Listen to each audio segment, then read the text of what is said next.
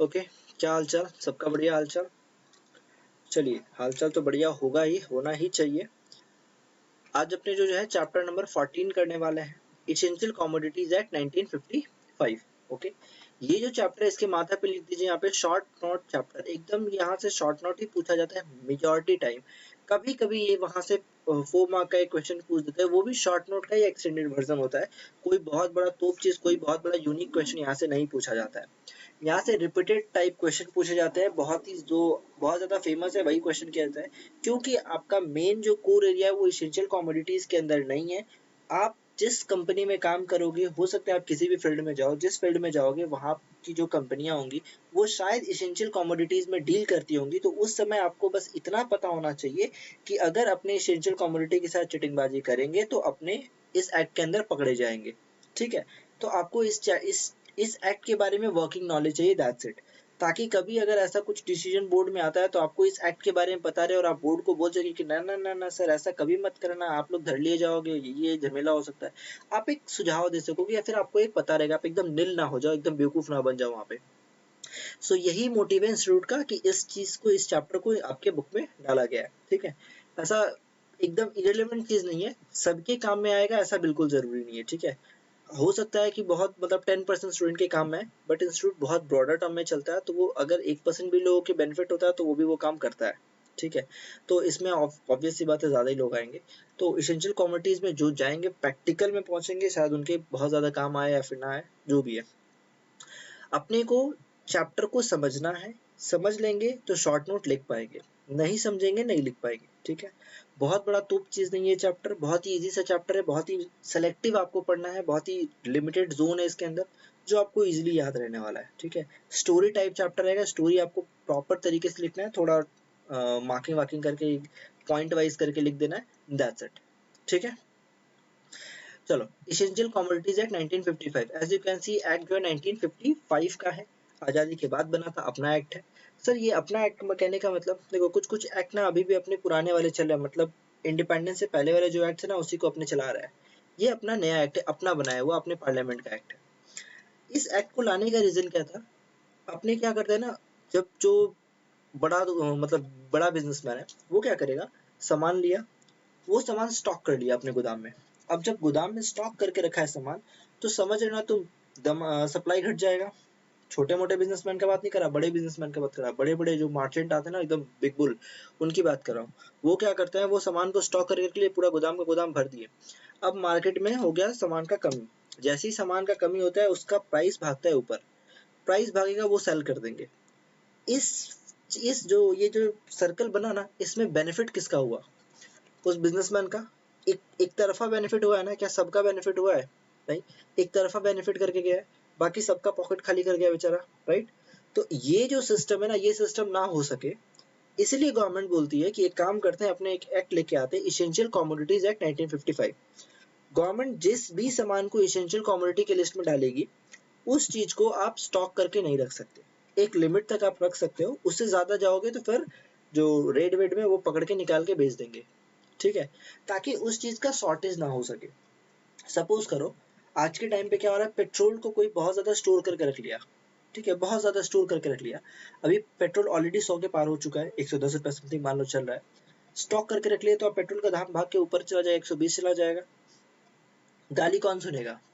Government सुनेगी। तो government बोलती है कि भाई देखो, हम तो गाली नहीं सुनना चाहते, वैसे ही बहुत सुनते रहते हैं सारा दिन और नहीं सुनना है अपने को। तो ऐसा एक काम करते हैं, पेट्रोल को अपने इसेंशियल कमोडिटीज में डाल देते हैं। अब इससे क्या हो गया सर, जैसे ही इसेंशियल कमोडिटी में डालेंगे ना, जो बंदा इसको स्टॉक करके रखा हुआ है उसके घर पे पड़ेगी रेड, और उस पेट्रोल को पकड़ के गवर्नमेंट क्या करेगी, सेल। जैसे ही बेच देगी, मार्केट में फिर से पेट्रोल आ जाएगा, प्राइस वापस से ड्रॉप कर जाएगा। ये एक जस्ट एक एग्जांपल था। इजी लगा, समझ में आया? तो इस पूरे चैप्टर को सब पढ़ने के बाद अपने यही समझेंगे कि कुछ सामान होगा, कुछ सामान का लिस्ट होगा, वो इसेंशियल कमोडिटी होगा सर। हाँ, उसको आप एक लिमिट तक स्टॉक करके रख सकते हो, उससे ज्यादा नहीं कर सकते हो, बिल्कुल सही। अगर वैसा कुछ करते हुए पकड़े जाते हो तो फिर आपका वो सामान को पहले सीज कर लिया जाएगा। ठीक है, सीज करने के बाद कन्फिस्केट किया जा सकता है। कन्फिस्केट का भी मतलब समझेंगे अपने, सीज कर लिया जाएगा या फिर कन्फिस्केट कर लेंगे बाद में। और उसके बाद अगर आपको अपील करना है तो आप अपील कर सकते हो, पैसा आपको मिल सकता है, दैट्स इट। यही चीज अपने समझने वाले हैं। आप अपने चैप्टर में चलते हैं, ठीक है? रेडी? इस चैप्टर से शॉर्ट मार्क का क्वेश्चन आएगा। 30 मिनट का आई थिंक ये चैप्टर होने वाला है, 30 से 35 मिनट का वीडियो होने वाला, बहुत बड़ा वीडियो नहीं है। 30 से 35 मिनट में आपको शॉर्ट 4 to 3 मार्क्स आपको दिलवा दूंगा, ठीक है? एकदम दिल खोल के नंबर देता है इस चैप्टर में इंस्टीट्यूट। देखो बहुत कुछ है, पहले का एक्ट वैक्ट बहुत कुछ बना हुआ था, यहाँ से क्वेश्चन आप नहीं पूछ सकते हैं, वो इंस्टीट्यूट नहीं पूछेगा क्वेश्चन। डोंट वरी, आपको पढ़ने का जरूरत नहीं है, याद भी करने का जरूरत नहीं है। हाँ, आपके पास बहुत ज्यादा फ्री टाइम है तो आप पढ़ लो, कोई दिक्कत नहीं है। इसके अंदर बस इतना बोला है कि पहले ये सब कानून वानून था, एक्ट वैक्ट बहुत कुछ था, फिर अपने इंडिपेंडेंट के बाद लगा कि अपने को भी एक होना चाहिए, तो फिर अपने ने एक एक्ट बना दिया, ठीक है? बस यही है। नाउ इसका प्रियम्बल क्या कहता है? सर प्रियम्बल क्या एग्जाम में पूछेंगे? नहीं पूछेंगे सर, बिल्कुल नहीं पूछेंगे। प्रियम्बल बस यही बोलता है कि कुछ चीजों का प्रोडक्शन, सप्लाई एंड डिस्ट्रीब्यूशन, ठीक है, आप ऐसा नहीं करेंगे कि जिससे किसी भी स्पेसिफिक किसी कैटेगरी के लोगों को या फिर किसी स्पेसिफिक जगह के लोगों को सामान ना मिल सके। अगर ऐसा कुछ करते हैं तो गलत है। इक्वल डिस्ट्रीब्यूशन रखेंगे, हर जगह सामान पहुंच सके, इस चीज को आपको बनाए रखना है। ठीक है सर, मैं समझ गया। सर क्वेश्चन कहाँ से पूछेंगे? सर यहाँ से पूछेंगे। एसेंशियल कमोडिटी से एक क्वेश्चन पूछ सकते हैं, शॉर्ट नोट के अंदर बोलेंगे direct what is the essential commodities, that's it. Essential commodities के अंदर क्या क्या कंटेंट्स आते हैं ये पूछ देंगे, डायरेक्ट पूछ देंगे, शॉर्ट डायरेक्ट क्वेश्चन आने वाला है यहाँ से। तो सर एसेंशियल कमोडिटीज के अंदर क्या होता है? वो आते हैं जो शेड्यूल में लिखा हुआ था, ठीक है? सर शेड्यूल में क्या क्या लिखा हुआ है? देखो ड्रग्स, ये वो वाला ड्रग नहीं है, ये दवाई वाला ड्रग है, ठीक है? ये वो ड्रग है जो section 3 of drug and cosmetic act के अंदर लिखा हुआ है। ओके, सेक्शन 3 के अंदर ना कुछ दवाइयां जो है ना मैंडेटरी की गई है कि भैया एसेंशियल कमोडिटी है। पैरासिटामोल को अगर बैन कर दिया जाए तो सोचो क्या होगा? अपने जो खुद के घर में व्हाट्सएप वाले डॉक्टर है ना, उनका तो बिजनेस गया। तो ऐसी कुछ कुछ दवाइयां हैं जिनको आप मतलब एसेंशियल कमोडिटी की लिस्ट में डाला गया है, ठीक है? फर्टिलाइजर, वेदर इनऑर्गेनिक या ऑर्गेनिक या फिर मिक्स्ड, ठीक है? अगर आप किसान वगैरह हो तो ऑर्गेनिक 2 टाइप की फर्टिलाइजर आती है, ऑर्गेनिक आती है, इनऑर्गेनिक आती है, ठीक है? यूरिया, पोटास वगैरह बहुत कुछ होता है इसमें, ठीक है? Food stuff include edible oil seeds and oils, ठीक है? होली कॉटन वगैरह का जो कपड़ा आता है वो सब, पेट्रोलियम या फिर petroleum products, raw jute, jute textiles, jute का बोरा वगैरह आता है ना, ठीक है? फूड क्रॉप, अब देखो जूट का बोरा को लेकर बहुत फेमस, बहुत ज्यादा चल रहा है। देखो जूट सीड्स को आप नहीं रख सकते हो, ठीक है? Seeds from cattle fodder fodder, seeds for food crops and seeds from fruits and vegetable etc. Seeds को लेके बहुत ज्यादा झमेला है, क्योंकि ना यार तुम अगर सीड्स को रोक रहे हो तो दैट्स मीन कहीं ना कहीं तुम उस चीज का प्रोडक्शन को रोक दोगे। तुम डायरेक्ट प्रोडक्शन नहीं रोक रहे, तुम बीज ही नहीं दोगे मार्केट में। अगर बीज ही नहीं जाएगा तो सर प्रोडक्शन क्या होगा? और प्रोडक्शन ही नहीं होगा तो फिर माल ऑटोमेटिक दाम गायब हो गया, दाम आसमान में चढ़ा जाएगा। आपके पास जो प्रोडक्ट था वो आप बेच के कमा लोगे, उसके बाद तो सब भीख मांगेंगे ना। तो इसलिए ये सब एसेंशियल कमोडिटी के अंदर 7 पॉइंट है, जिसमें से आपको कम से कम 4 पॉइंट्स देख लेने हैं, 4 पॉइंट्स याद होना चाहिए। देखो बहुत ज्यादा टफ नहीं था सर, दवाइयाँ होंगी सर, ठीक है? पेट्रोल होगा, गाड़ी से जाते हो, बोरा चाहिए होता है, मतलब धान गेहूं चावल हर चीज आजकल अपने बोरा में ही रखते हैं, तो जूट का जूट या जूट टेक्सटाइल होगा ही एक ठो, ठीक है? आप ऑयल, जो ऑयल आता है ना, क्या बोलते हैं उसको, edible oils, oil seeds etcetera, oil एक रख लो। तो यहाँ पे आपका 4 तो यहीं पे हो गया। इसके अलावा थोड़ा और डिटेल चाहिए तो जूट का सीड्स, अगर 7 नंबर पॉइंट और डिटेल में याद हो तो और बढ़िया बात है, नहीं याद हो तो चलेगा। मतलब कम से कम 4 पॉइंट आप मिनिमम याद रख लो, ठीक है? इजी है, टफ लगा? नहीं लगना चाहिए, बिल्कुल नहीं लगा होगा। अच्छा यहाँ पे ना एक बहुत ही मजेदार केस था, आपने बोलते ना चाय जिंदगी है, चाय दुनिया है, चाय लाइफ है, हर चीज है चाय। देखो चाय ना हर चीज है, लेकिन चाय सिर्फ खाना नहीं है, चाय इज नॉट अ फूड। चाय दुनिया की हर चीज हो सकती है लेकिन चाय कोई खाना नहीं है। क्योंकि ये ना एक मैटर, एक ऑलरेडी एक मैटर डिस्कस हुआ था, इसमें सुप्रीम कोर्ट का जजमेंट आया कि सुप्रीम कोर्ट बोला यार देखो, लोग पहुंचे कि सर चाय नहीं मिल रहा है, अपने को मजा नहीं आ रहा है, काम नहीं कर पा रहा है, तो मतलब दिमाग एकदम चिलमिल चिलमिल कर रहा है, एकदम मजा नहीं आ रहा है सर, काम करना है अपने को, चाय चाहिए, चाय को एसेंशियल कमोडिटी करो। सुप्रीम कोर्ट बोला यार बात तो तुम्हारा सही है, लोग चाय तो बड़ा अच्छा लगता है, पीने में मजा आता है, लेकिन चाय से बेनिफिट क्या होता है? क्या उस पत्ते को चबाते हैं? लोग बोला नहीं सर, पत्ते को तो नहीं चबाते हैं। तो बोला तो चाय को क्या करते हैं? तो बोला चाय का सर चाय पत्ती से कुछ बनाते हैं और उस चाय पत्ती को डाल के उस पानी को उबालते हैं। सुप्रीम कोर्ट बोला यार बस इतना ही करते हैं? बोला हाँ सर, बस चाय पत्ती को उबाल के बाद में चाय पत्ती फेंक भी देते हैं। कितना कड़वा चाहिए, किसको कितना मीठा चाहिए, उसके हिसाब से चाय पत्ती को उबालते हैं। यही सब डिस्कशन चल रहा था, बस फ्लेवर के लिए लगता है। तो फिर फाइनली ये डिस्कशन निकला कि यार देखो चाय को तो तुम खा नहीं रहे हो ना, चाय पत्ती को तुम चबा रहे हो, वो चाय पत्ती तुम्हारे शरीर में जाके स्टोर भी नहीं होता है, ना तुम्हारे कोई एंजाइम्स में हेल्प कर रहा है, ना तुम्हारे कोई बेनिफिट में, कुछ किसी काम का नहीं है, बस तुमको स्ट्रेन दे रहा है, ऐसे मजे अच्छा लगता है पी रहे हो। तो चाय अपने खाना नहीं ये बोल सकते। तो सुप्रीम कोर्ट लास्ट में यही बोला कि भैया देखो चाय जो है ना एक कोई खाना नहीं, हाँ भले तुम खाते हो अच्छा लगता है पियो, नहीं पियो तो मर नहीं जाओगे और हर कोई पिए जरूरी नहीं है। तो चाय पत्ती इज नॉट अ फूड, चाय T is not a food, इस केस में ये डिसाइड हुआ था। तो ये एक बहुत ही मजेदार सा केस था जो मैंने अभी तुमको बता दिया, ठीक है। ये स्टोरी याद रखना, ये एक बार रीड करोगे ना, जो कहानी सुना ना अभी एक बार रीड करोगे ना पता चल जाएगा तुमको। ये देखो कॉफी वगैरह मिलता है इसके अंदर, क्या क्या है एक्सेट्रा एक्सेट्रा सारा डिटेल्स यहाँ पे है, जो बोला ना सारा कुछ इसके अंदर लिखा हुआ है। तो जस्ट एक बार रीड मार लो, सफिशिएंट है।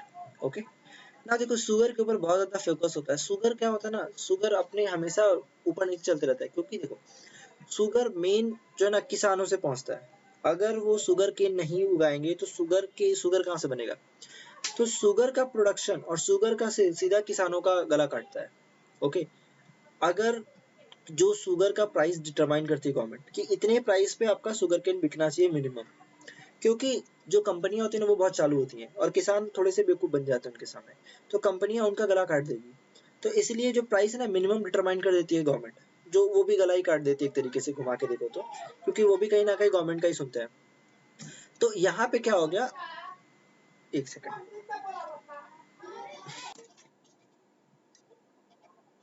Okay sorry, due to some technical error थोड़ा सा वीडियो पॉज करना पड़ गया, बट अभी आई थिंक सब ठीक है। ओके, शुगर को लेकर मैं बता रहा था, शुगर को मेंटेन कंट्रोल करना इतना जरूरी क्यों था, क्योंकि देखो शुगर जो है ना बनता है शुगर केन से, और शुगर केन देते हैं बेचारे किसान।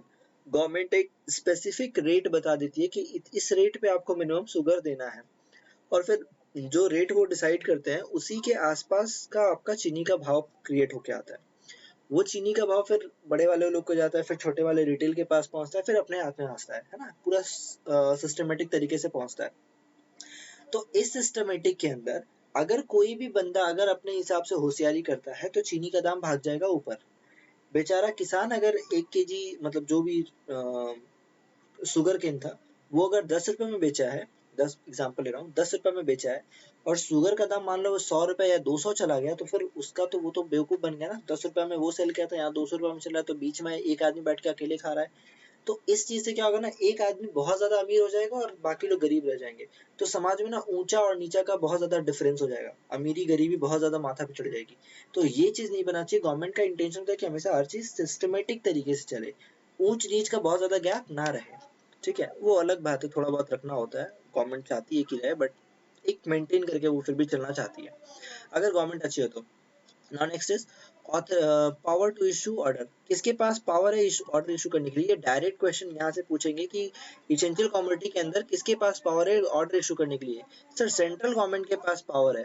Central government can issue any order. Essential commodities के लिए सेंट्रल गवर्नमेंट ही ऑर्डर इशू करती है, वही बताती है सर कि कौन सा जो गुड्स एसेंशियल कमोडिटी के अंदर है कौन सा नहीं है, वही सब कुछ करती है। ओके, तो ये किस लिए ऑर्डर ऑर्डर पास कब करती है सर। सर 3 ग्राउंड है यहाँ पे, 3 पॉइंट्स है। कौन कौन से पॉइंट सर। पॉइंट नंबर 1, अगर उसको लग रहा है कि सप्लाई इंक्रीज करना होगा, अरे सप्लाई को बढ़ाओ ताकि लोगों का रिक्वायरमेंट जो है फुलफिल हो सके। गवर्नमेंट पहले ही डिटरमाइन कर ली कि भाई सप्लाई हमारा जरूरत होगा, हमको यूज ज्यादा चाहिए होगा, तो सप्लाई इंक्रीज करना है, उसके रिगार्डिंग ऑर्डर दे सकती है। फॉर इक्विटेबल डिस्ट्रीब्यूशन, कि हर जगह पे, हर राज्य में, हर जिले में, हर गांव में, हर नुक्कड़ में, हर जगह पे ये प्रोडक्ट पहुंचना चाहिए। एसेंशियल कमोडिटी, कोविड का इंजेक्शन जो वैक्सीन आया था वो हर जगह पहुंचा था। सो ये अगर मान लो कोई ब्लैक मार्केटिंग कर देता तो प्रॉब्लम हो जाता ना। तो ये ब्लैक मार्केटिंग ना हो, हर जगह तक ये प्रोडक्ट पहुंचे, हर जगह तक वो चीज पहुंचे, इक्विटेबल डिस्ट्रीब्यूशन हो सके, इसलिए गवर्नमेंट ऑर्डर पास करती है। For securing any essential commodity for defense of India or any efficient conduct of military operation। अब देखो मान लो आर्मी कोई युद्ध लड़ रही है, कोई भी एक युद्ध स्टार्ट हो गया, उस सिचुएशन में ना बाकी लोगों को खाना मिले ना मिले, आर्मी को खाना मिलना चाहिए। बाकी देश एक दिन भूखा रह सकता है लेकिन आर्मी वाले को खाना पहुंचना चाहिए। रीजन है कि भैया वो वहां पे लड़ाई कर रहे हैं और खाली पेट लड़ाई नहीं हो सकती है। एक लिमिट तक आप बोलो, एक लिमिट तक है वो भूख को बर्दाश्त किया जाता है, लेकिन अगर भूखा पेट आर्मी रह गया ना तो फिर वो लड़ाई नहीं जीत सकते अपने। तो उस सिचुएशन में बाकी लोगों को खाना कर्टेल करके आर्मी को जो फूड सप्लाई चेन है वो प्रॉपर मेंटेन करना पड़ता है। तो सर ये जो सिस्टम है ना, ये इसी चीज के लिए ऑर्डर इशू करती है गवर्नमेंट। ठीक है, क्या क्या रीजन था, 3 रीजन। सप्लाई को इंक्रीज करना है सर, इक्विटेबल डिस्ट्रीब्यूशन करना है और मिलिट्री ऑपरेशन। तो 3 ऐसी चीजें जिसके अंदर वो ऑर्डर इशू करती है। इशू कौन करता है सर, सेंट्रल गवर्नमेंट। क्लियर। ये एक छोटा सा पॉइंट है, अगर आप चाहो तो अकेले में पढ़ना, अदरवाइज आप इसको छोड़ सकते हो। इसके अंदर है कि कब कब ऐसा कौन सा सिचुएशन आने पर गवर्नमेंट जो है ना आपको कोई भी प्रोडक्ट एक लिमिट से ज्यादा स्टोर करने नहीं देती है। इसमें सिंपल सी बात बोला गया कि 100% अगर कोई प्रोडक्ट है वो जस्ट मार्केट में आना चाहिए, उसका वो 100% मार्केट दाम उसका बढ़ गया है। 50 रुपया दाम, 50 रुपया कोई प्रोडक्ट का दाम था, अचानक से उसका दाम 100 हो गया, सीधा डबल कर गया एक limited short pan of time में। ठीक है, अब इस सिचुएशन में क्या होगा ना, गवर्नमेंट बोलेगी कि यार इतना तेज अगर भागा है दाम, इसका मतलब कोई बीच में कालाकांडी किया है। तो उस सिचुएशन में गवर्नमेंट क्या कर सकती है, बोल सकती है कि भैया स्टॉक करना है एकदम इलीगल है, एकदम बवाल कर देंगे, मारा पीटी कर देंगे, सब कुछ कर देंगे। ठीक है, ये अगर आप अकेले में पढ़ना चाहो तो पढ़ो, वरना एग्जाम में ये पूछने वाले नहीं है। ये आपका एग्जाम में पूछ सकते हैं लेकिन। ठीक है, ऑर्डर के अंदर क्या क्या होगा ये भी आपका एग्जाम में नहीं पूछा जाता है, नहीं पूछा जाएगा। ओके, ये एकदम JKL इतना लंबा पॉइंट है। अगर आप कोई स्टूडेंट इस वाले ये सारे पॉइंट्स को बैठ के एग्जाम से एक दिन पहले रिवीजन करने लगा, तब तो उसका हो गया, आएगा 3 नंबर 100 में। सही में 100 में 3 आएगा, क्योंकि भैया ये सब पॉइंट्स वो कभी पूछ ही नहीं सकते। जो चीज वो नहीं पूछ सकते आप उस चीज के ऊपर टाइम वेस्ट कर रहे हो। तो आपको जो पढ़ना है, जो आएगा एग्जाम में, सिर्फ उसी के ऊपर टाइम वेस्ट करो ना एग्जाम से एक दिन पहले। Fixing of price for essential commodities being sold to government. देखो, गवर्नमेंट जो है ना प्राइस फिक्स करती है सर। हाँ सर, बिल्कुल फिक्स करती है। प्राइस फिक्स करती है कि ये प्राइस इतने दाम पे सेल होने वाला है। ठीक है सर, 3 तरीके से प्राइस फिक्स होता है। एक होता है एग्रीड प्राइस, एक होता है कंट्रोल प्राइस, एक होता है मार्केट प्राइस। एग्रीड प्राइस का मतलब सर, ये भी एग्जाम में आ सकता है आपका, वेरी इंपॉर्टेंट है। ठीक है, प्राइस फिक्सेशन डायरेक्ट बोल देंगे कमेंट करने के लिए।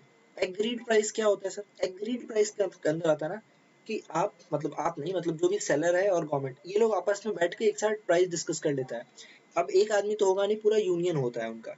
ठीक है, हर चीज का कोई ना कोई यूनियन है, यूनियन आके गवर्नमेंट से बात कर लेती है कि हाँ भैया इस चीज का दाम इतना होना चाहिए, इससे नीचे हुआ तो बवाल हो जाएगा, अपना तो पेट पे लात लग जाएगा।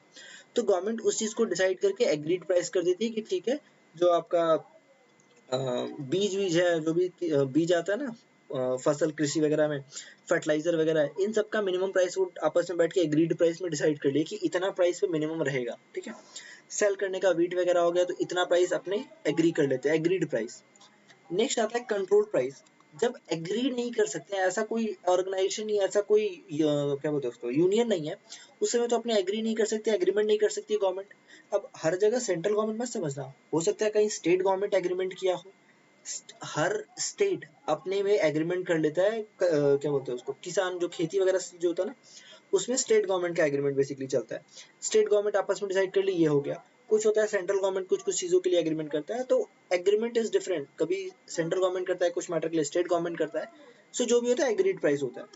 कंट्रोल प्राइस कब होता है? जब कंट्रोल नहीं, मतलब कोई बंदा सामने है ही नहीं, किससे बोलेंगे, किसको बोले कि इतना में बेचना है, किसको बोले कि इतना में खरीद सकते क्या, इतना में बेच सकते क्या।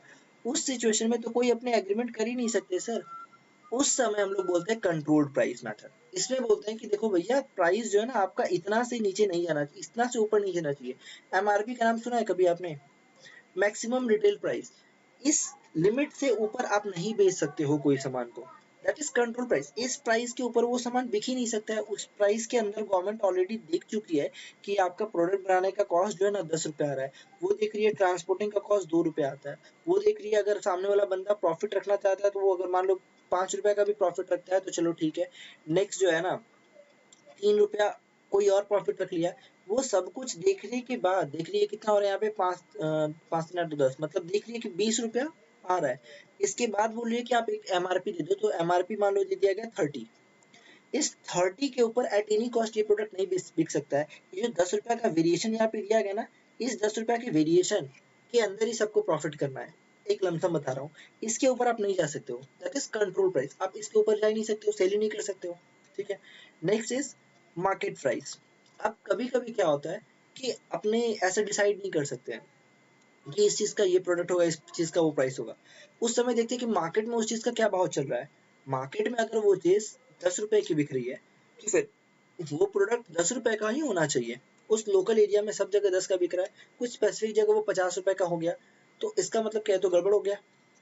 तो ये चीज को कंट्रोल करने के लिए वो बोलते हैं कि मार्केट प्राइस प्रिवेल कर दो। ठीक है, price calculated at a market price prevailing in the locality. एक स्पेसिफिक लोकल में ये होता है कि इस एरिया में पूरा का पूरा ये लोकल का ये मार्केट रेट चला है, मार्केट रेट के हिसाब से चला दो। ठीक है, एसेंशियल कमोडिटी ड्यूरिंग इमरजेंसी। याद एक बार इमरजेंसी लगा है अपने इंडिया में, तो इमरजेंसी के टाइम पे भी कुछ कभी, अब इमरजेंसी के टाइम पे भी लोग को तो भूख लगेगी ना सर, लोग को तो इसेंशियल कमोडिटीज चाहिए होंगी ना, तो उस समय भी प्राइस फिक्सिंग होता है, लेकिन उस समय भी इसी तरीके से होता है, एग्रीड प्राइस हो सकता है, कंट्रोल प्राइस हो सकता है, एंड मार्केट प्राइस होगा, दैट्स इट। ठीक है, इधर का कुछ खास नहीं है, काम का नहीं है। ये देखो शुगर केन के लिए क्या बोला था ना, बहुत अलग अलग सिस्टम है यहाँ पे, फिर वो वही पूरा एग्रीमेंट करेंगे, आपस में डिसाइड करेंगे, सेंट्रल गवर्नमेंट हो सकता है, स्टेट गवर्नमेंट, जो भी आपस में आके डिसाइड करेंगे कि भैया क्या प्राइस रखा जाए, क्या शुगर केन का प्राइस रखा जाए, कितना में बिकेगा, कितना में नहीं बिकेगा। उसमें गवर्नमेंट डिसाइड देखती भी है, हो सकता है किसी एरिया में सूखा पड़ गया हो, वहाँ शुगर केन थोड़ा महंगा रखना पड़े, ताकि उनका वो बच सके वो बेचारे। ठीक है, हो सकता है कहीं बहुत अच्छा फसल हुआ हो तो वहाँ का प्राइस थोड़ा कम कर दिया जाए, ताकि यहाँ पे तो शुगर केन ऑटोमेटिक ज्यादा हुआ है, वहाँ कम हुआ है, तो ये बैलेंस हो सके। तो ऐसा गवर्नमेंट आपस में डिसाइड करके वो फिक्स करती है। ठीक है, नेक्स्ट है देखो कंट्रोलर, इसके अंदर सब कुछ होता है। मेनली सेंट्रल गवर्नमेंट ना एक कंट्रोलर को अपॉइंट करती है और बोलती है कि भैया देख लो ये एक लिस्ट दे रहा हूँ। कंट्रोलर बोलता है हाँ सर, बोलती है कि इस लिस्ट के अंदर अगर कोई भी चीज है और कोई एक्स्ट्रा इसका चिटिंगबाजी करता है तो उसको तुम क्या कर लेना, सीज कर लेना, लेके बैठ जाना तुम। ठीक है, तो कंट्रोलर का काम अपने आप में बहुत अच्छा है, जो क्या कर रहा है सब कुछ कंट्रोल करता है, देखता है कि कुछ ऊपर नीचे नहीं होना चाहिए, दैट्स इट। ठीक है, now delegation of power. Delegation of power का मतलब क्या होता है? डेलीगेशन का मतलब होता है ना, गवर्नमेंट अपने पावर को किसी और को डेलीगेट कर देगी। क्यों कर देगी? ताकि काम स्मूथली चल सके। ठीक है, अपने इंडियन कॉन्स्टिट्यूशन में कहीं भी डेलीगेशन को प्रोहिबिट नहीं किया गया है, तो गवर्नमेंट अपने पावर को डेलीगेट कर सकती है। बट ये जो पावर को डेलीगेट करेगी, ये तो सेंट्रल गवर्नमेंट जो भी पावर डेलीगेट करेगी वो सेंट्रल गवर्नमेंट की ही ऑथोरिटीज होंगी। ठीक है, या फिर स्टेट गवर्नमेंट की ऑथोरिटीज होंगी।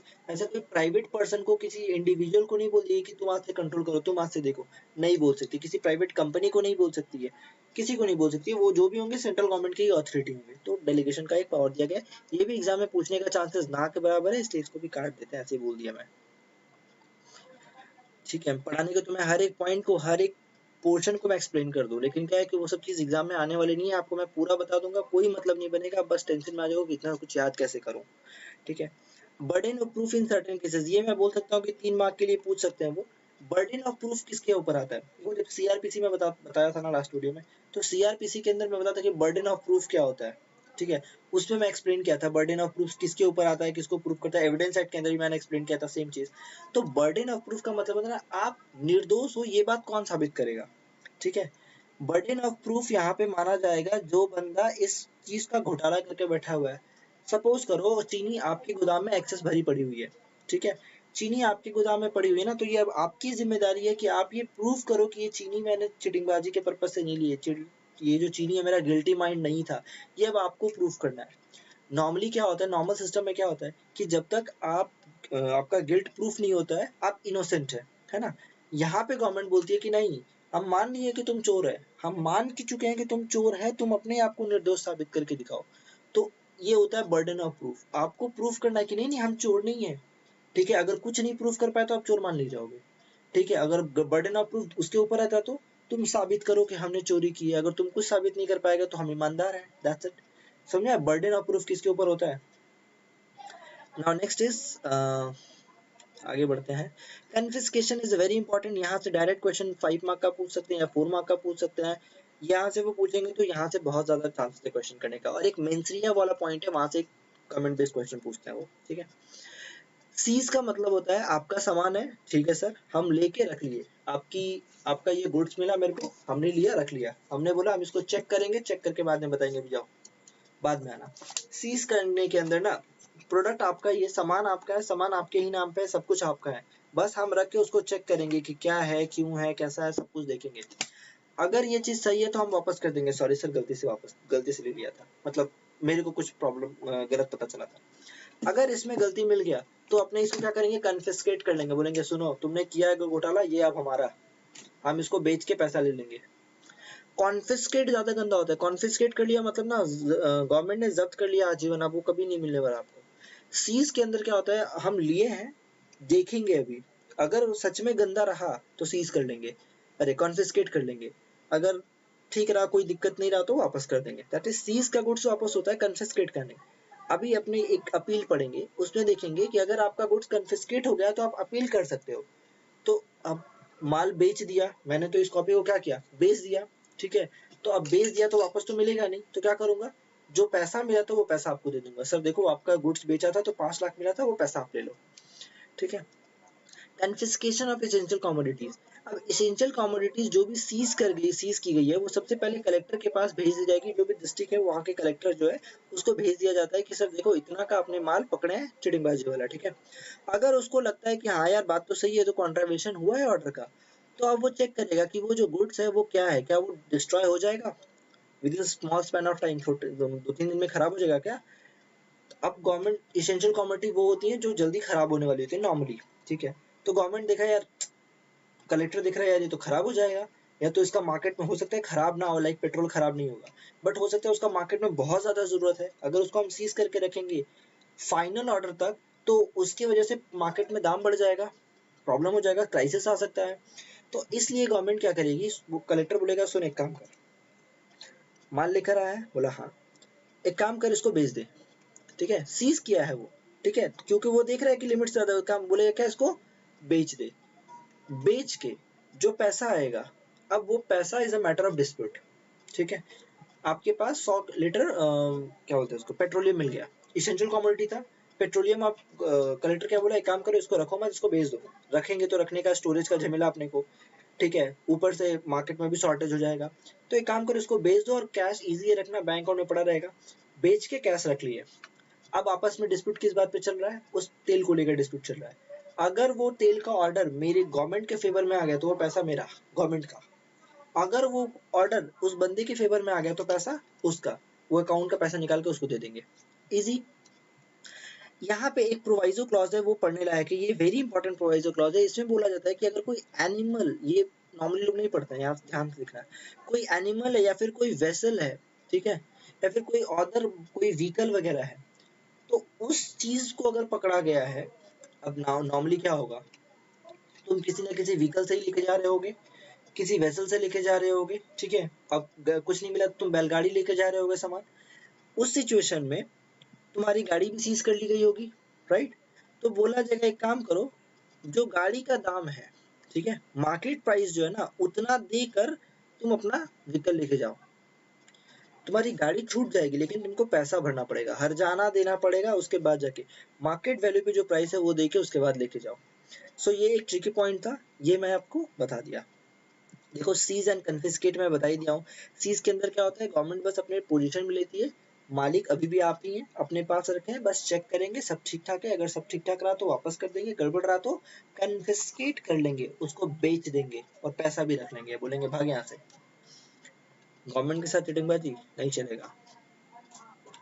वन मोर थिंग, अगर आप कोई भी सामान कॉन्फिस्केट कर लेते हो ना, तो इसका मतलब ये नहीं बोलोगे कि एक काम करिए, हमारा 10 लाख का सामान आप कॉन्फिस्केट भी कर लिए और बोल रहे हैं 2 साल जेल हो जाने के, ये क्या मतलब हुआ, कोर्ट बोलेगा ये मतलब हुआ, मतलब आपने सामान को अगर सीज कर लिया ना, गवर्नमेंट ने अगर सामान को सीज कर लिया, कन्फिस्केट कर दिया, उस पैसा को बेच के रख लिया, तो इसका ये मतलब नहीं है कि अब आपको जेल नहीं जाना पड़ेगा, सर अगर वो जेल जाने वाला ऑफेंस है तो जेल तो जाना ही होगा, वो सामान कन्फिस्केट करने वाला था इसलिए किया गया है।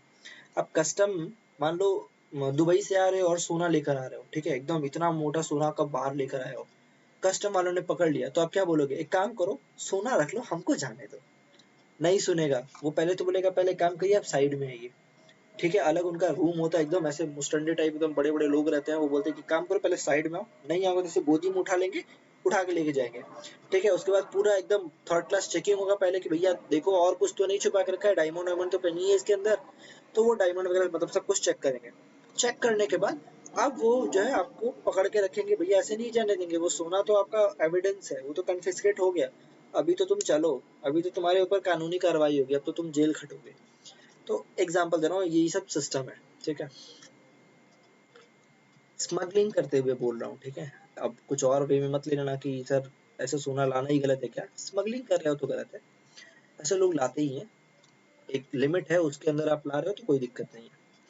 सेल ऑफ कॉन्फिस्केटेड कमोडिटी, कोई भी कमोडिटी आप अगर उसको कॉन्फिस्केट किया गया है तो उसको ऑब्वियस सी बात है सेल कर दिया जाएगा पब्लिक इंटरेस्ट में, क्योंकि ताकि पब्लिक को मिल सके, ऐसा नहीं है कि वो गवर्नमेंट अपने पास है, सपोज 50 केजी आलू मिला है गवर्नमेंट को, ठीक है, अब अगर वो कॉन्फिस्केट करके रख ले 6 महीने तो क्या होगा, आलू खत्म गायब, तो इससे अच्छा है कि वो आलू बेच दिया जाए, ठीक है।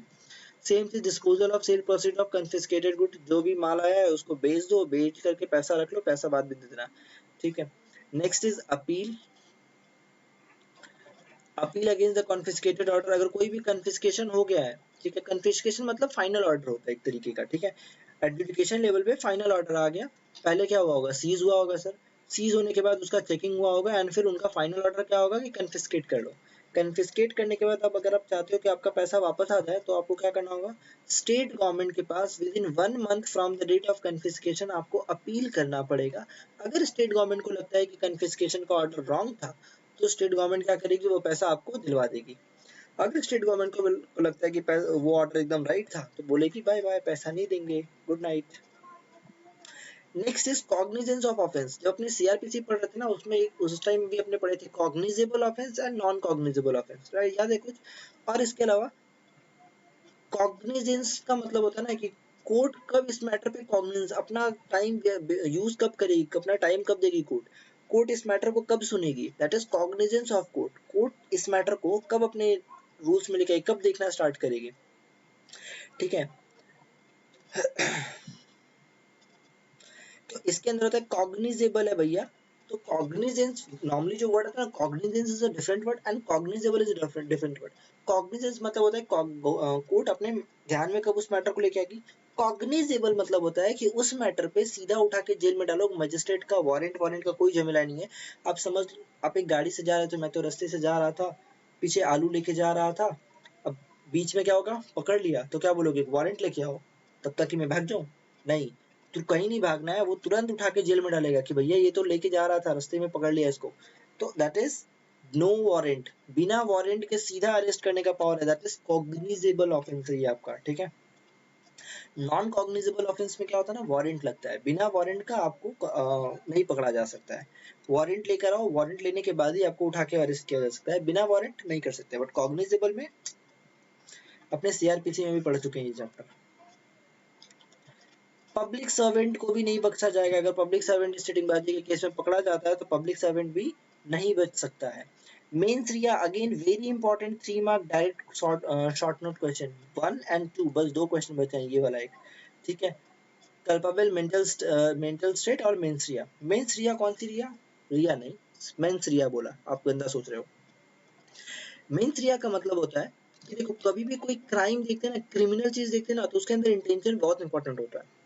आपका इंटेंशन गंदा था तभी वो क्राइम माना जाएगा, अदरवाइज वो एक्सीडेंट है। सपोज करो ना तुम एक गाड़ी चला रहे हो, गाड़ी चलाते चलाते जा रहे हो, अचानक से तुम देखिए सामने से कोई बच्चा आ गया, और अब तुम बच्चा को बचाने के लिए क्या करोगे, गाड़ी घुमाओगे, तुमने गाड़ी घुमाई और किसी को ठोक दिया, किसी दुकान में गाड़ी घुस गई, ठीक है, तो तुमने क्या जानबूझ के उस दुकान वाले को हिट किया, नहीं, तुम उस बच्चे को बचा रहे थे इसलिए उस दुकान में घुसना पड़ा तुमको, that is it was done just because of an accident, it is a cause of an, एक तरीके का ये एक्सीडेंट था, जानबूझ के नहीं मारना चाहता सर, बच्चे को बचाने में मैंने दुकान को ठोका है, तो अब जब दुकान को ठोका है, दुकान वाला तो मेरे को नहीं छोड़ेगा, दुकान वाला मेरे को कोर्ट में लेके गया, मैं क्या बोलूंगा, सर देखो बच्चे को बचा रहा था, मेरा इंटेंशन गंदा नहीं था, मैं मारना नहीं चाहता था जानबूझ के इसको, लग गया, ठीक है।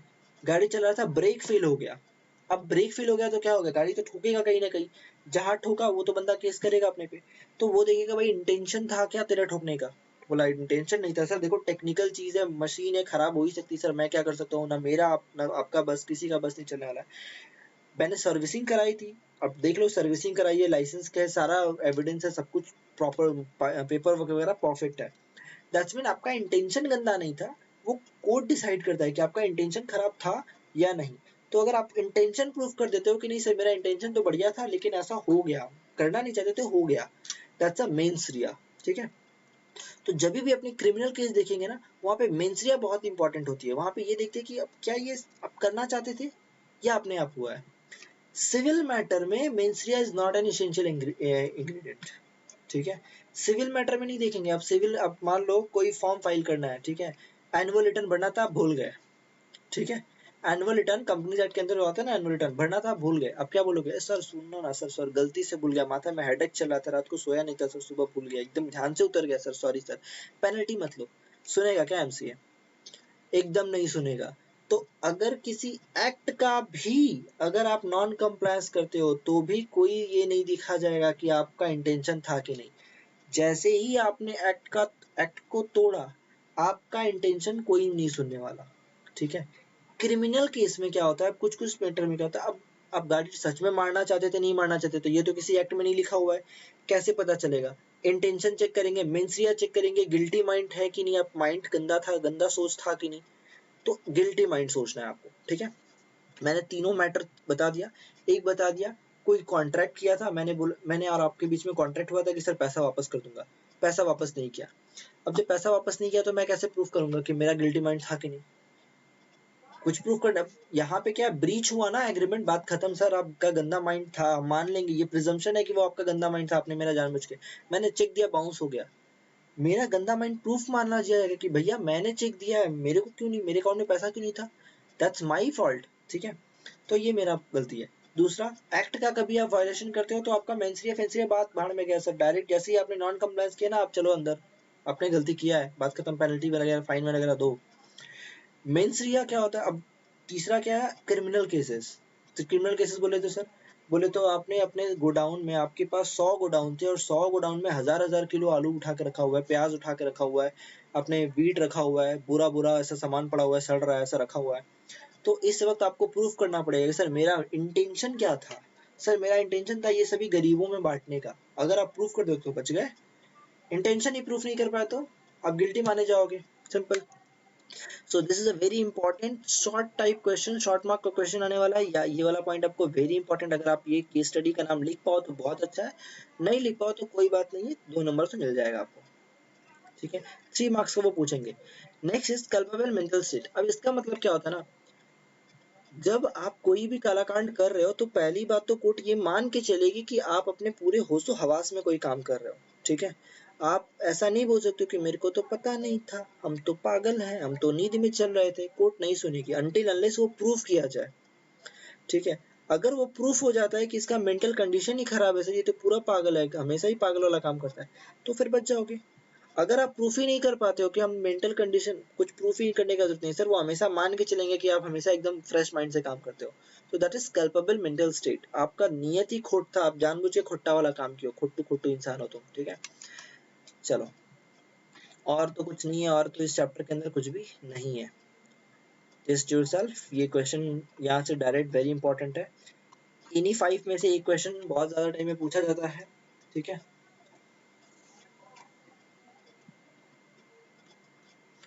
एंड और तो कुछ नहीं है इस चैप्टर के अंदर, बस ये चैप्टर कंप्लीट हो गया है। तो अगेन मैं बोलूंगा भाई, ये चैप्टर बहुत इजी चैप्टर है, सिर्फ और सिर्फ 5 मार्क के लिए चैप्टर मैक्स टू मैक्स आ सकता है, 3 मार्क के लिए तो गारंटी मान के चलो मिनिमम 3 मैक्सिमम 5 के लिए आएगा ही आएगा, टेंशन नहीं है, बहुत इजी चैप्टर है। एक बार स्टोरी की तरह याद करके जरूर जाना, वरना फिर 5 मार्क जाएगा एग्जाम में, लोग 2 नंबर 3 नंबर के लिए फेल होते हैं, एग्जामेशन 2 नंबर 1 नंबर से छूटता है सर। अगर एक बार आप ये वीडियो देख रहे होगे ना, तो फिर टेंशन लेने का जरूरत नहीं है, आप आराम से क्लियर कर पाओगे, ठीक है। पेपर वाइट छोड़ना ज्यादा डेंजरस होता है, लिख के आओ। और इरेलीवेंट लिखना और ज्यादा डेंजरस होता है, क्योंकि एग्जामिनर का दिमाग खराब होता है कि ये देख फालतू फालतू चीज लिखा हुआ है। तो जो भी लिखना है सही लिखो, ठीक है, उस पॉइंट से रिलेटेड लिखो, गलत लिख रहे हो ठीक है, आपको भी पता है कि गलत लिख रहे हो, कंपनीज एक्ट में टैक्स का आंसर मत लिख के आओ, कंपनीज एक्ट के अंदर कंपनीज एक्ट ही लिखो, एसेंशियल कमोडिटी के अंदर एसेंशियल कमोडिटी लिखो। अब पूछा है कुछ और, आप सीधा कंपनीज एक्ट का प्रोविजन लिख दिए हो तुम, तो एग्जामिनर बेवकूफ नहीं सर, वो पढ़ता है, अरे यार ये तो उल्टा पलटा उठ पटांग कुछ भी लिखा हुआ है, उठ पटांग लिखा हुआ है ना, तो सब में वो एवरेज मार्किंग करना स्टार्ट करता है, 4 नंबर में सब में 1 number 2 number 1 number 1.5 number 2 number ये नंबर देने लगेगा, लास्ट में आपका टोटल नंबर कितना आएगा, 30 32 12 15 यही नंबर आएगा। तो इससे अच्छा है कि आपको बस स्टोरी पता होना चाहिए, आप कम से कम उस चीज से रिलेट कर पाओ, अगर आपको एकदम नहीं याद हो पाता है आप स्टोरी से रिलेट करके लिखो, ताकि भाई ये नहीं बोल रहा कि सारा 100 मार्क्स का पेपर ऐसे ज्ञान की तरह लिख दो, 60 मार्क्स का पेपर आप ईमानदारी से अच्छे से लिखो, 50-60 मार्क्स का पेपर अच्छे से लिखो, बाकी का जो 40 मार्क्स का पेपर है ना, आपको एग्जैक्ट नहीं याद रहेगा, आई नो, आप उससे रिलेटेड लिख सकते हो, अच्छा से लिख सकते हो, उस पॉइंट के आसपास पहुंच सकते हो। सो उस 40 मार्क्स में आप जो 60 मार्क्स सॉलिड लिखे हो ना, उसमें आपको टारगेट रखना है कि 40 तो आराम से उठा लेना है आपको, ठीक है, 40-45 ये आपका टारगेट होना चाहिए। नेक्स्ट जो 40 मार्क्स है ना, उसमें आप टारगेट रखो 10-15 भी उठ जाए तो बहुत बढ़िया है, तो आप आराम से एग्जामिनेशन तक पहुंच जाओगे। वरना सर ऐसे बोलोगे 60 लिखूंगा 60 में 60 लाऊंगा, तो फिर भैया वो होते रहेगा, 60 में 40 आना मुश्किल हो जाता है, ठीक है। 60 में प्ले मत करो, खेलना है तो 90 में खेलो कम से कम, अदरवाइज 100 अटैम्प्ट कर पाओ तो बेस्ट है। एग्जाम के टाइम में एग्जाम के स्ट्रेटेजीज वगैरह बताता हूँ, वो सब बात के बाद देखेंगे। अभी इतना ही पे क्लासेस रोक देते हैं, ऑलरेडी काफी लंबा क्लास चल गया। चलो बाय।